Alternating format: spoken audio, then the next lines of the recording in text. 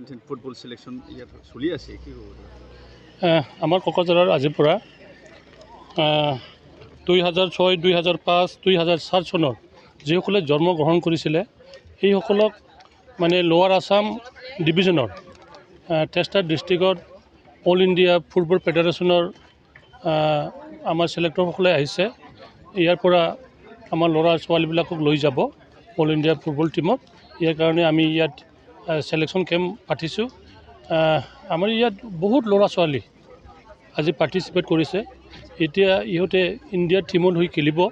যিসকলে চিলেকশ্যন হ'ব ইহঁতে খেলিব আৰু ইণ্ডিয়ান টীমত ঠাইলত আমি পঠোৱাৰ কাৰণে চেষ্টা কৰিছোঁ। ইয়াৰ কাৰণে মই ধন্যবাদ দিছোঁ all India football federation, all Assam football ফেডাৰেশ্যনক, যিহেতু আমাৰ কোকৰাঝাৰৰ আমাৰ লোৱাৰ অসমৰ যিটো চিলেকশ্যন কেম্প এইটো দিয়াৰ কাৰণে। কাৰণ আমাৰ কামটো হ'ল ফিউচাৰ জেনেৰেশ্যন, ফিউচাৰ ল'ৰা ছোৱালীক কেনেকৈ এজন ভাল খেলুৱৈ কৰিব পাৰিব, ইয়াৰ কাৰণে আমি সদায় চেষ্টা কৰিব লাগিব। এই চেষ্টাখিনি আমাক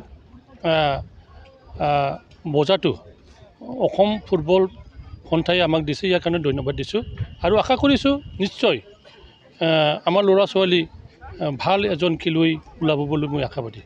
আমি দেখিবলৈ পাইছোঁ ইয়াত কোনোবা ইণ্ডিয়াৰ টীমৰ মানুহ আহিছে নেকি?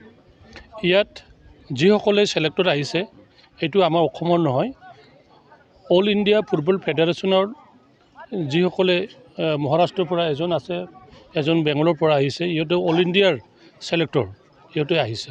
এটা কথা, ইয়াত এই দ্বাৰাই আগত যে আছিল হলেশ্বৰ নাৰ্জাৰী এই দ্বাৰা এই চিলেকশ্যন হৈ গৈছিল নেকি? হলেশ্বৰ নাৰ্জাৰীৰ ঠিক সেই ধৰণৰ নহয়। তেখেতে under-13 খেলি, জুনিয়ৰ খেলি আকৌ চাইত থাকি এই চিলেকশ্যনটো হৈছিলে। আজি আশা কৰিব পাৰেনে ইয়াত ইণ্ডিয়া টীমৰ চিলেকশ্যন হ'ব বুলি? নিশ্চয় পাব, এজন দুজন হ'লেও পাব।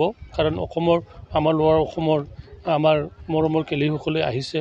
আমি ভালকৈ যি ধৰণৰ আমি ফেচিলিটি দিব লাগিছিলে এইটো আমি দিব পৰা ইয়াৰ কাৰণে আমি দুখিত।